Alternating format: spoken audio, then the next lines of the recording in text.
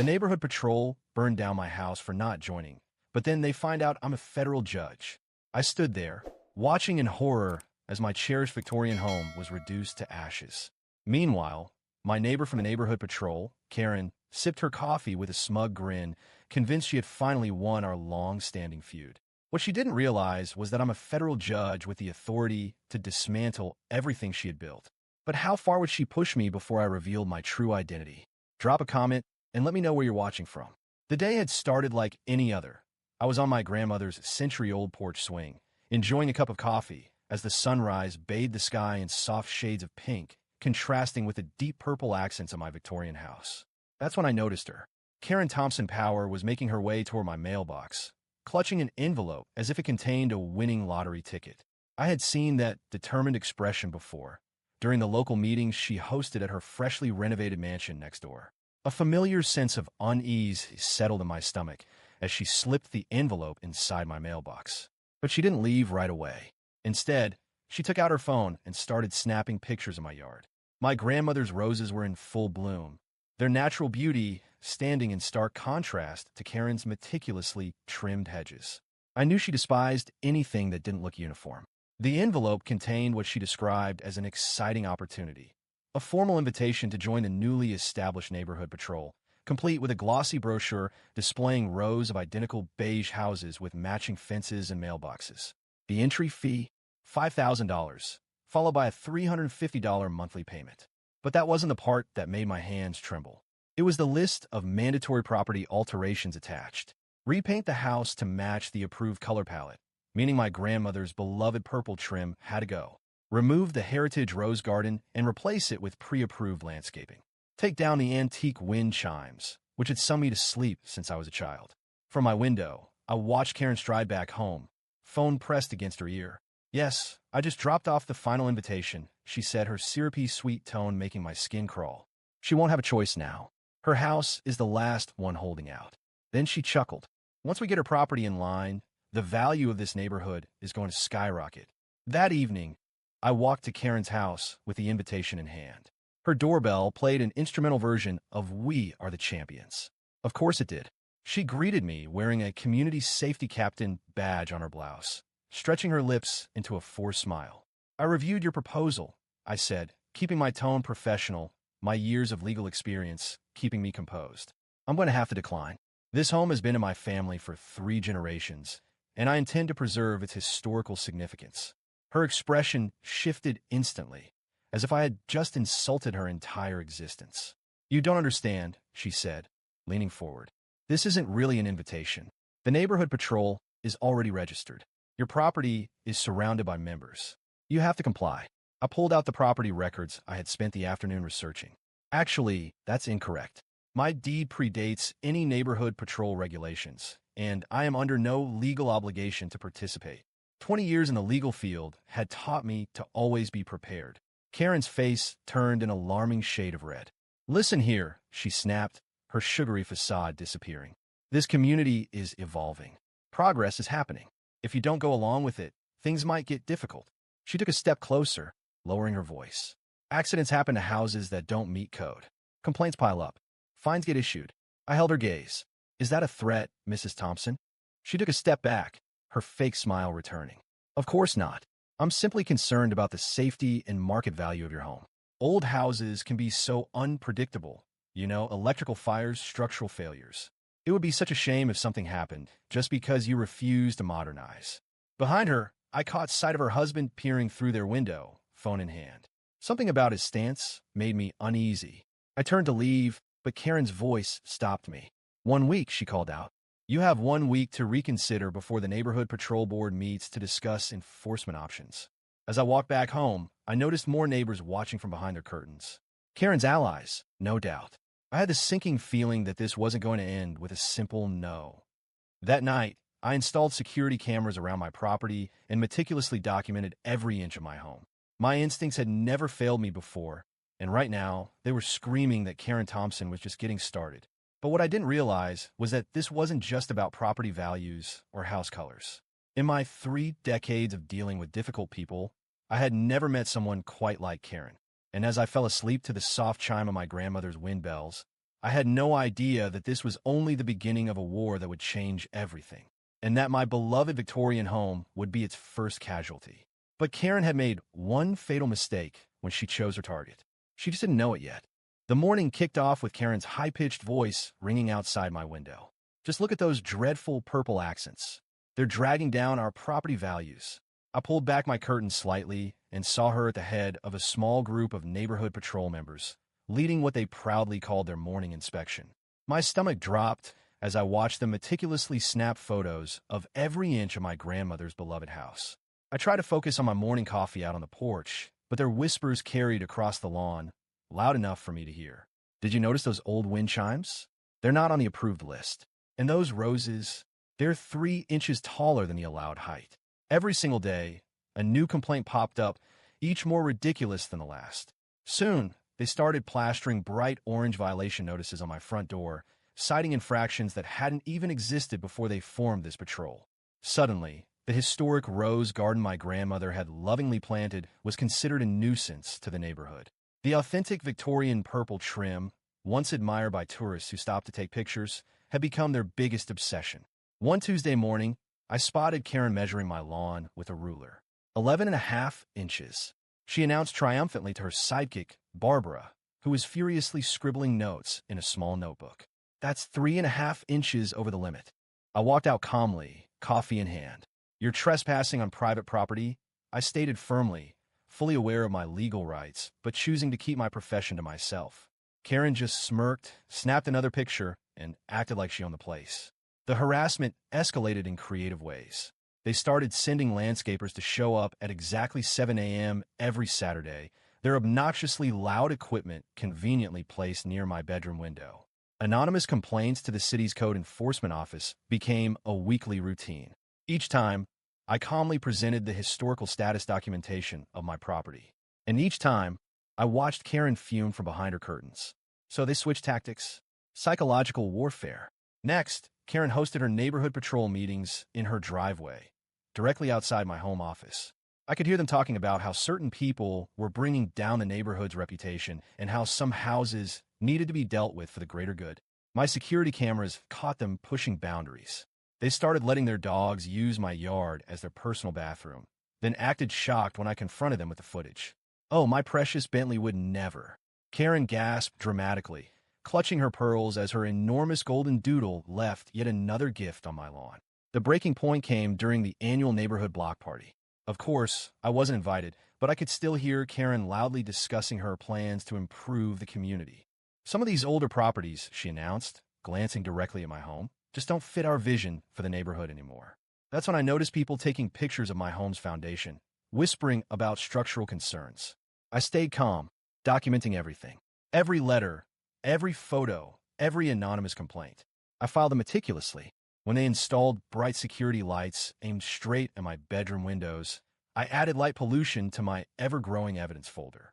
My grandmother had taught me patience, and as I watched Karen's group grow bolder, I knew timing would be everything. That night, reviewing my security footage, I caught something disturbing. 2 neighborhood patrol board members were examining my property line markers, whispering about easement laws. I recognized that look. They were planning something bigger. But what they didn't know was that I had spent my career dealing with people who thought they were untouchable. That night, as I switched off my porch light, I watched Karen and her group huddle in her driveway, scheming. How long should I wait before showing them exactly who they were dealing with? I never expected to catch Karen and 2 board members sneaking around my property at midnight. But there they were, illuminated by my kitchen light as I got up for a glass of water. My heart stopped when I saw the chemical sprayers in their hands, aimed directly at my grandmother's century-old rose garden. What do you think you're doing? I called out from my porch, already recording on my phone. Karen jumped, but quickly composed herself, that toxic smile spreading across her face like poison. Oh, we're just helping to remove invasive species, she cooed sweetly, still spraying my roses. The neighborhood patrol has strict regulations about non-native plants. Her tone was calculated. If you just join us, we could handle these issues properly. I stepped forward, blood boiling, but my voice steady. These aren't invasive species, Karen. They're heritage Victorian roses, planted by my grandmother in 1960. I have the original documentation and their Botanical Society registration. The two board members beside her shifted uncomfortably, but Karen stood her ground. Well, someone complained about the smell. She sniffed, dramatically adjusting her designer pajamas. And these thorns are a safety hazard for children walking by.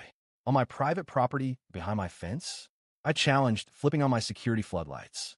The property line is clearly marked, and you're trespassing. That's when Bob, Karen's husband, stepped out of the shadows. As a retired police sergeant, he thought he could intimidate anyone. Now, let's not throw around accusations, he said smoothly, his tone practiced. We're just trying to maintain neighborhood standards.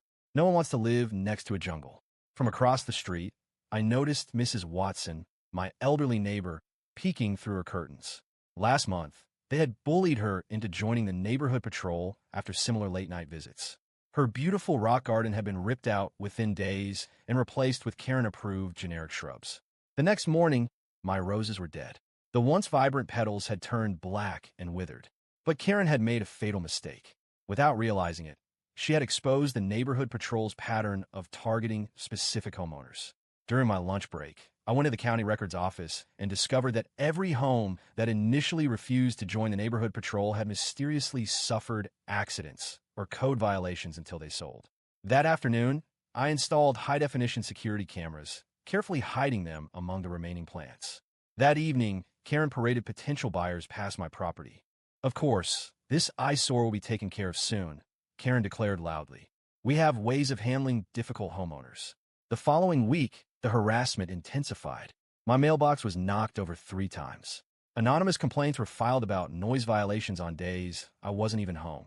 City inspectors showed up daily, finding nothing but returning anyway. My trash bins vanished, only to be miraculously found in violation of neighborhood patrol regulations. I documented everything meticulously, quietly building my case. But Karen's group grew more aggressive. They began hosting their patrol meetings right in front of my house, pointing out every supposed flaw to new potential homebuyers. This property is driving down the entire neighborhood's value, Karen would declare, dramatically waving her designer handbag. But don't worry, she would flash a satisfied smile. It won't be a problem much longer. The final straw came when I caught them tampering with my historic fence posts, carefully loosening them while pretending to measure the sidewalk. My security cameras captured Karen instructing her minions. Once these posts fail inspection, she'll have to replace the entire fence with our approved model. She smirked. That'll cost her thousands. Unless, of course, she joins the patrol. That night, while reviewing my security footage, I noticed something alarming. The neighborhood patrol's inspection team always included someone photographing my electrical boxes, gas lines, and other key utilities. They were methodically documenting every possible weakness of my home. But why? The pieces of the puzzle were falling into place, and the image they created sent chills down my spine. I knew I had to act fast, but I couldn't show my hand yet. What I didn't know was that Karen had already set a plan in motion, a plan that would turn my worst fears into reality. My hands trembled as I held the morning paper. The headline detailed the prison sentence I had just handed down to a corrupt corrections officer. The courtroom was dead silent when my assistant, Emily, burst through the doors, her face pale as a ghost. "Your Honor, your house, it's on fire." 5 words. They made my blood run cold. I ripped off my black robe and sprinted down the courthouse steps, my heart pounding in my chest. 15 minutes. That's all it took to drive home, but it felt like an eternity. When I turned the corner, I saw thick black smoke rising 3 blocks away. My stomach turned to ice.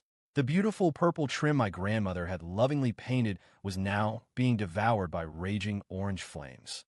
I slammed my car to a stop in front of my burning home, where firefighters were already battling the inferno. The heat hit me like a brick wall, and the ancient wooden beams groaned under the relentless attack of the flames. Everything my family had built over 3 generations was disappearing before my eyes. Through my tears, I spotted Karen standing in her driveway, dressed in expensive yoga pants, sipping her overpriced coffee as if she were watching a morning talk show. Her perfectly styled blonde hair glistened in the sunlight as she casually chatted with other members of the neighborhood patrol. They weren't even trying to hide their satisfaction. They whispered, pointed, smirked, openly discussing different parts of my burning home. The fire chief, Martinez, approached me, his face grim. "Ma'am, it looks like an electrical fire." He shook his head, looking at the house. These old homes, their wiring can be risky. But I knew better. Just yesterday, I had my annual electrical inspection. Everything was up to code. As always, I made sure of it. I remembered Karen's threats about unsafe historic homes at the last town meeting. My security cameras. The thought hit me like lightning. With shaking hands, I grabbed my phone and tried to access the footage. The screen was blank. The cameras had mysteriously stopped recording at 3 a.m., exactly 4 hours before the fire started. This wasn't a coincidence. As I stood there, watching my home burn, memories flooded my mind. Baking cookies with my grandmother in that kitchen. Celebrating my law school graduation in the backyard. My first day as a judge. All going up in smoke. And for what? Because I refused to bow down to Karen and her precious neighborhood patrol. Because I said no. Because they couldn't buy me. Through the crowd of onlookers, I spotted two familiar faces. Bob Johnson and Mike Peters. Neighborhood patrol board members. Trying to blend in with the crowd. But their shoes caught my eye. The same work boots I had seen in my security footage last week, when my rose bushes were destroyed. Now, they were covered in dark stains. Or was it ash? Karen strutted over, her face a mask of fake sympathy. "Oh, this is just awful," she sighed dramatically. She took another slow sip of her coffee. "If only you had joined the patrol." She smiled that sickly sweet, rehearsed smile. "We have such strict safety regulations. But you were so stubborn about keeping things historic." She said the word like it was dirty. I bit my tongue until I tasted blood. Not yet. I couldn't expose my plan yet. Instead, I watched as Karen pulled out her phone, quickly typing something. Moments later, I overheard a neighbor talking excitedly.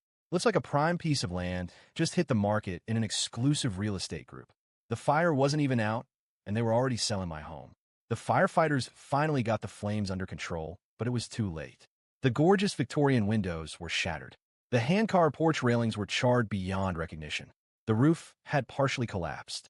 A century of history, destroyed in a matter of hours. I stood there, watching the smoke rise into the morning sky. At that moment, I made my decision. Karen thought she had won, that she had broken me. But she had just made the biggest mistake of her life.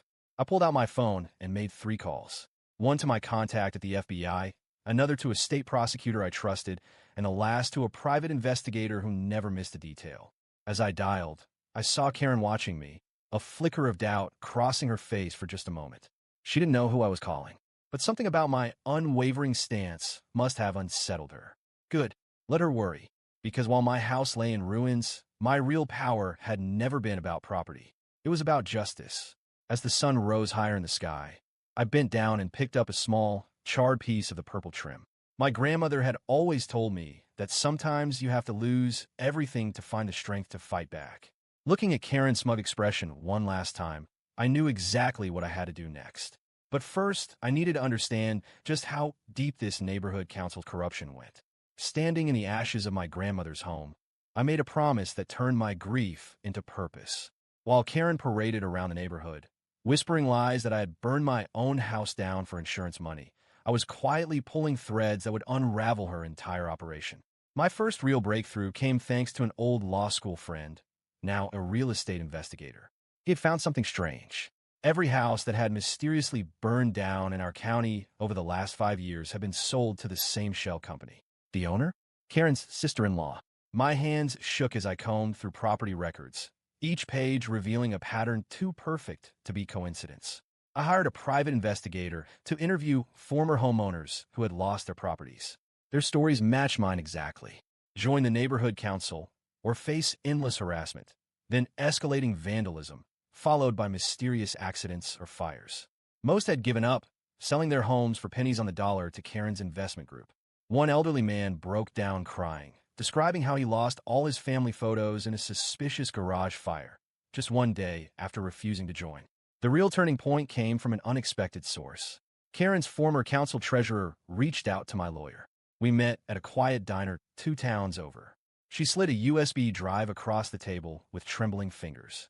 5 years of financial records from the neighborhood council. She explained how Karen had forced her to cook the books, threatening to report her immigration status if she refused.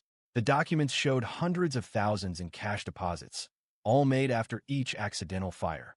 But there was still a missing piece. Karen wasn't just profiting off these fires.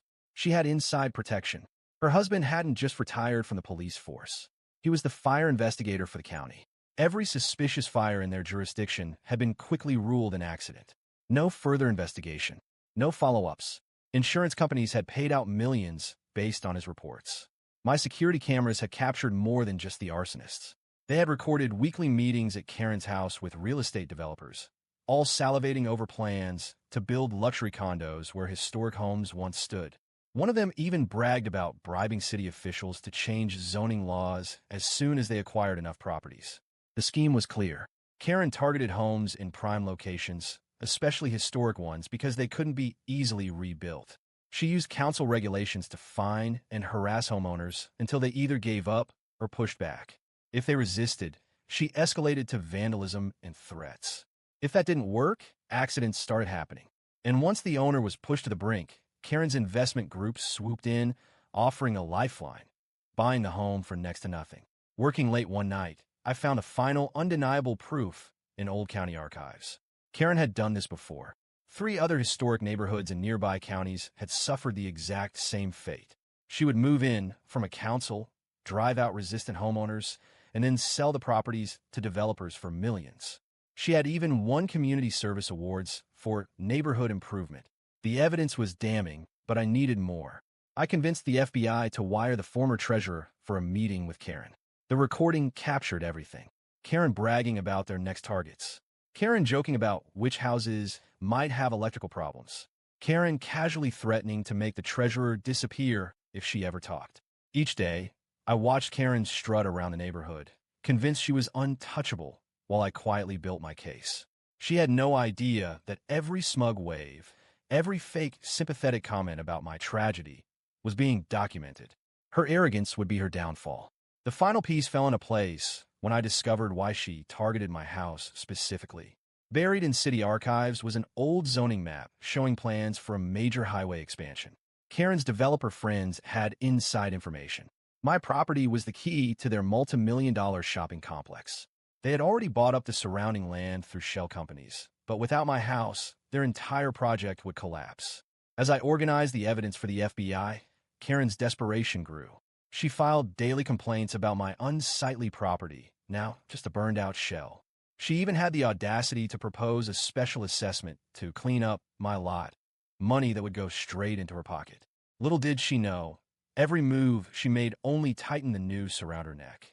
That night, I stood outside the community center, my heart pounding as I watched Karen strut through the entrance, her signature coffee mug in hand, a stack of papers under her arm. Tonight's neighborhood council meeting would be different. After 6 months of careful planning, she was finally about to find out who she had been messing with. Through the window, I saw her setting up her PowerPoint presentation, probably filled with fake violation photos and fabricated rules. My fingers brushed over my judicial robes, neatly folded in my briefcase.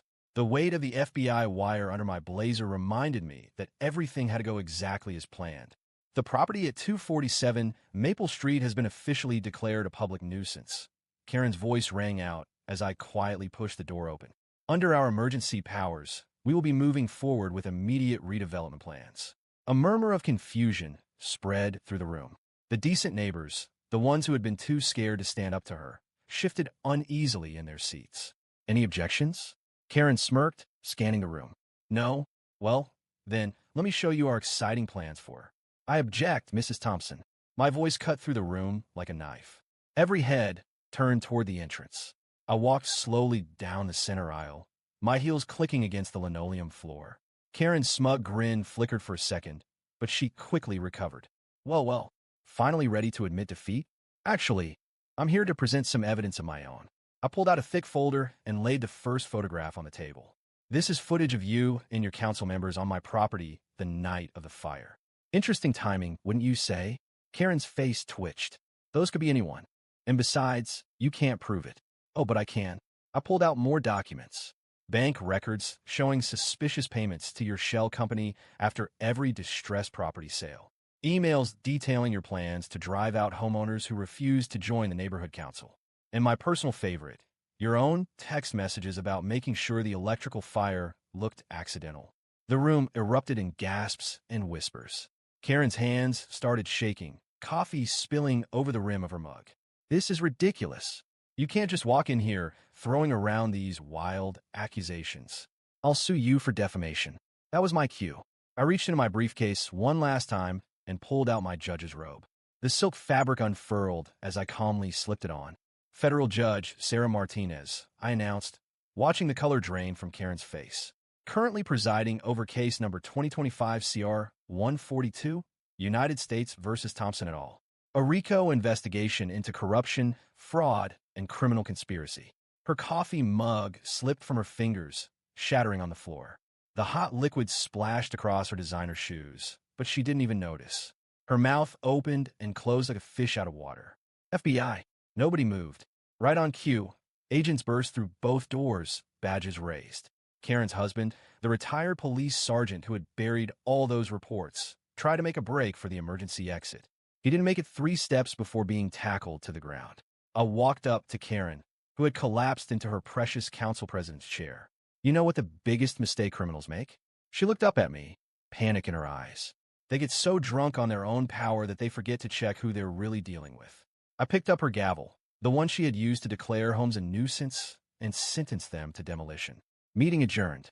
The click of handcuffs echoed through the room as the FBI led Karen and her council members away.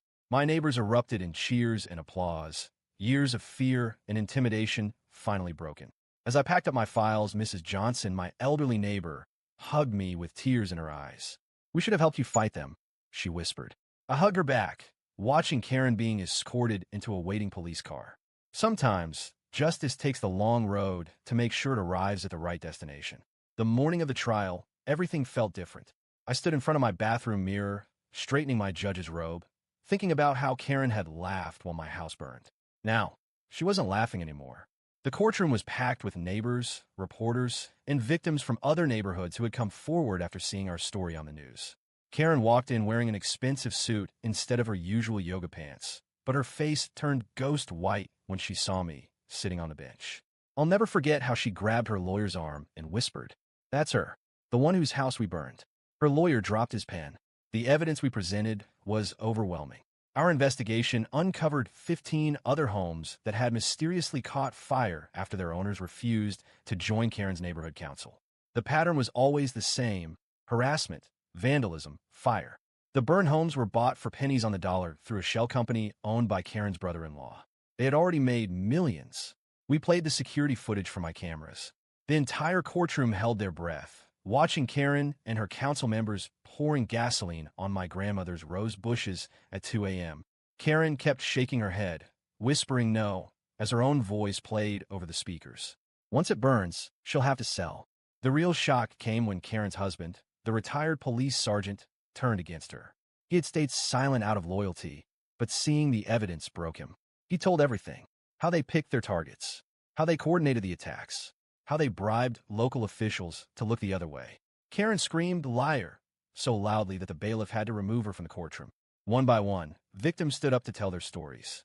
Mrs. Rodriguez, the retired teacher who lost every photo of her family. The Patel family, whose grandfather's ashes were destroyed in the fire. Each testimony made Karen shrink deeper into her chair. Her expensive suit couldn't hide the fear on her face anymore. When I read the verdict, my voice was steady. 25 years for Karen. 15 years for each council member. Their faces finally showed they understood that no amount of money could save them from justice. Karen tried to give a speech about how she was just trying to protect property values. I cut her off the same way she had always cut me off whenever I tried to explain the history of my grandmother's home. That was 6 months ago.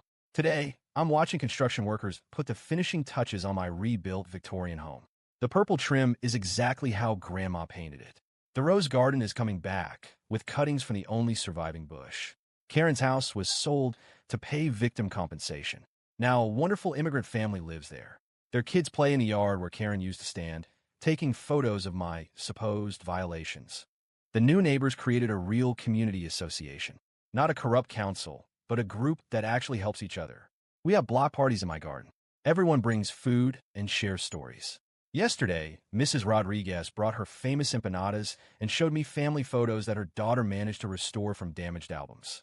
Sometimes, while working in my garden, people stop to thank me, not for being a judge, but for standing up to bullies. The local news did a follow-up story on how we transformed from the neighborhood Karen terrorized into a real community. They interviewed the Patel family, who now host our monthly meetings in their beautiful backyard. In my courthouse office, I keep the coffee mug Karen dropped when she realized who I was. It reminds me that justice may move slowly, but it always moves forward, just like my grandmother always said. And every morning, I sip my coffee in my rose garden, watching the sun rise through my perfectly purple-trimmed windows, knowing that sometimes the best revenge is rebuilding something even more beautiful than what was destroyed.